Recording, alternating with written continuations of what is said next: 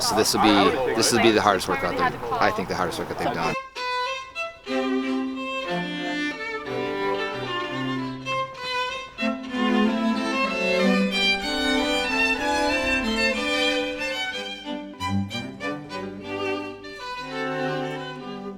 Yeah, Logan Paul versus Floyd Mayweather. Who you got? Comment down below. I got Logan Paul. Dave, what is that you wrapped around your leg? This is a voodoo floss band. So what you can do is you can do some pumping motions like this. Make sure you keep your foot down planted and your knee comes over. You're going like this and you're just kind of pumping this calf Achilles area, get some blood flow. Then when I go see Sarah, it's a little bit better, you know?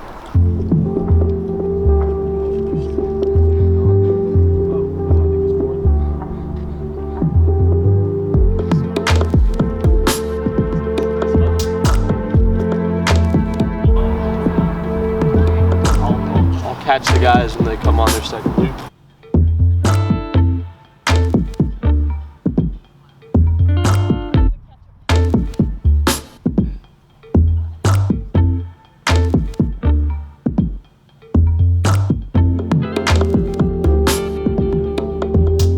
Another beautiful day in Seattle.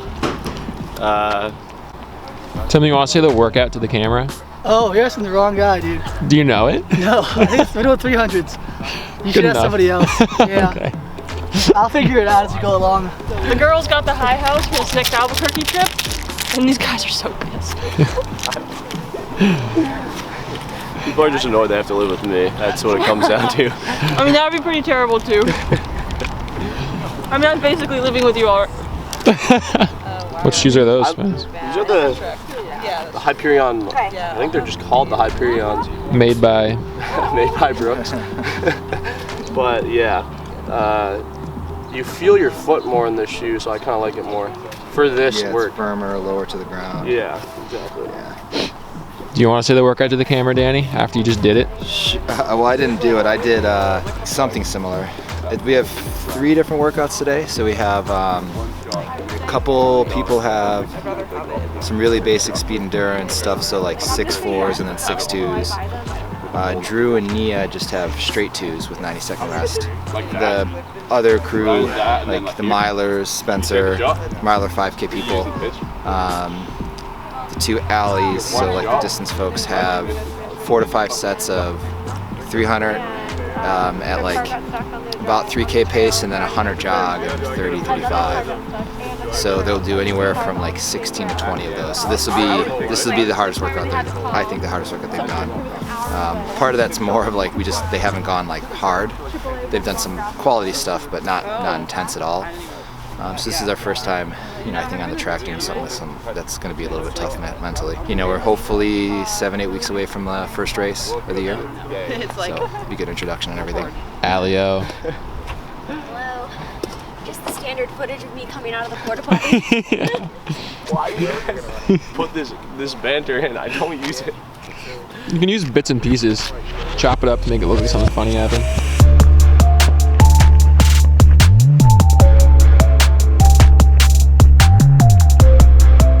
Guys, welcome back to another episode of, post-workout talk banter. We're going to start a new segment here on the Athlete Special where I bring on a member of the Beast and we kind of just talk about the workout. So today we've got Dave Ribich on here, and we're just going to kind of go through this workout, watch over it.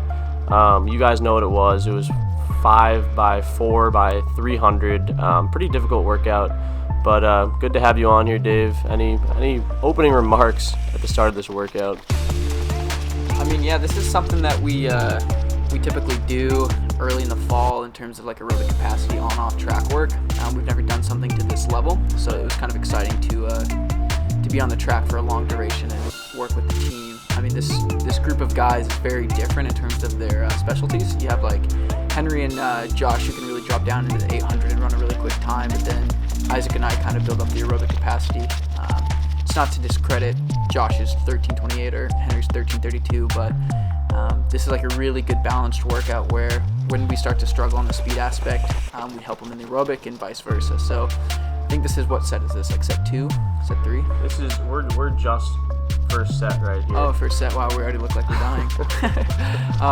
Yeah, so we alternate leaders through it, and that's kind of the cool thing about it is people lead a rep and then trust each other and let other people lead the reps as well. So yeah, here we are just kind of rolling, and Spencer getting a little bit of separation, but it's early.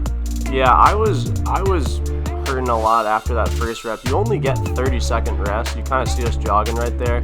But after each set, you get 4-minute rest, just like how we've got showed up right there. But it was not really great weather, but it never is in Seattle. A little rainy, mild weather, like 48. So actually not terrible. But I took off the jacket after the first set and kind of just, you got to go one at a time through this. These guys had 5 sets of that, so that's 20 total. I had 16 total. And we're already starting to get down there. 48 seconds is like 63, 64 for 400, which isn't crazy, but you do start to feel it over time, and just that short rest type stuff is important. Why do we do a workout like this, Dave? I'm also gonna make sure I note that your monotone analysis and commentary is a snoozle fest, so I typically just mute the audio. But for us, we do this workout because if you think about it, we're going through these in like 48, 49, but then we're really jogging it in like 26. So if we go through in 49, we jog it through in 26, that's a 75. So we're pretty much running a 5-minute mile, just broken, and then we have a rest and we do another 5-minute mile. But as we get to the latter half of the workout, we start picking up the 300s and keeping the 100-meter jog the same.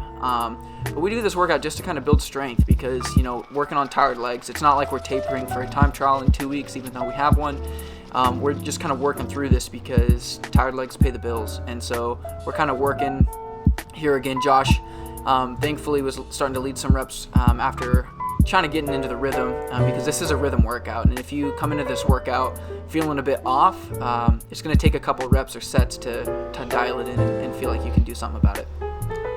Yeah, so here we just finished up set 2. I'm probably going to talk to the camera, just like a bit of a narcissist, but yeah.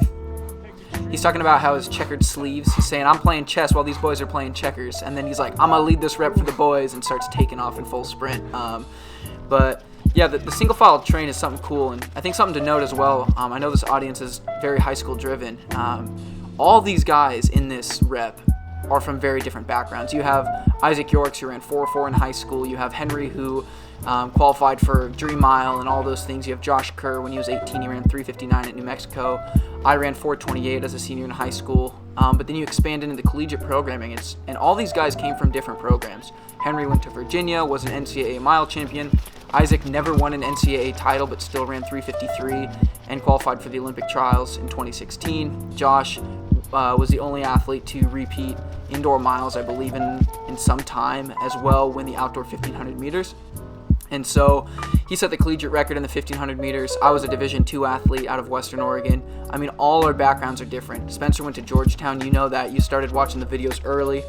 That's when the Athlete Special took off. And so all of us came from very different backgrounds, but here we are in single file line working together. And I think that's something that's really special about our group is all our backgrounds are different, but we're all in it and invested in each other to really, like, at the end of the day, better each other.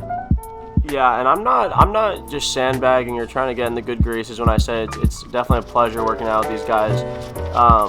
You can just get this vibe at practice that everyone wants everyone to do well, and you can kind of see that camaraderie in workouts. That's been like a huge difference of just being on this pro team. Everyone has a positive mindset towards each other, and that just helps yourself. I've got another question for you, Dave, as we just finished up set 3 right here. So a lot of people have been commenting, like, why haven't you guys been, like, ripping ridiculously hard workouts? And I just want you to speak upon, like, the Beast's mindset through, like, fall training.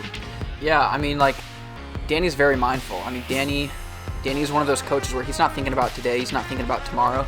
He's thinking about the trials in the Olympics, but he's making sure we take care of the job on the day to get to that point. And so for today, we're not trying to rip it. And in 10 days' time, we're going to do a time trial, and we're going to run our pace is set for 23:15 for 8K on the track. But it's like we're not going to stop training to get to that point. We're going to keep training through, and we're going to work on these heavy legs, like I was saying earlier. And Danny's not about, like, we had the opportunity to run down there in the Sound Running track meet in California, but Danny felt best that we stay in and we start working and just kind of getting ready for a potential indoor and early outdoor competition, because although the Olympic window's open, Danny's mindfulness and what we need to do to prepare is keep us all together and working in the rhythm that we are. I mean, we saw that text message from Danny.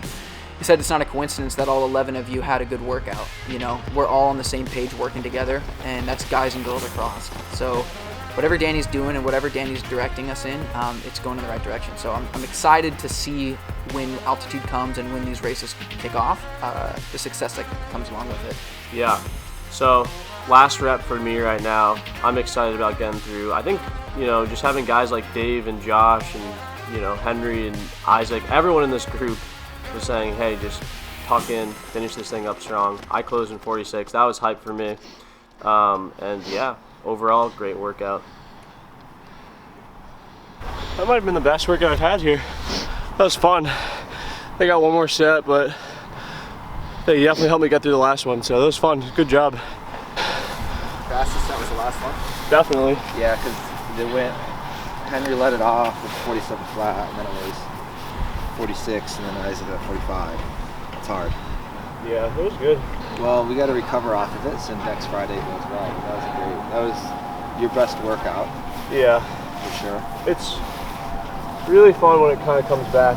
Yes. And now I think I'm better than I was, so it's good. Just switch shoes, Dave? No. Took off tights. Came out of my glycerins.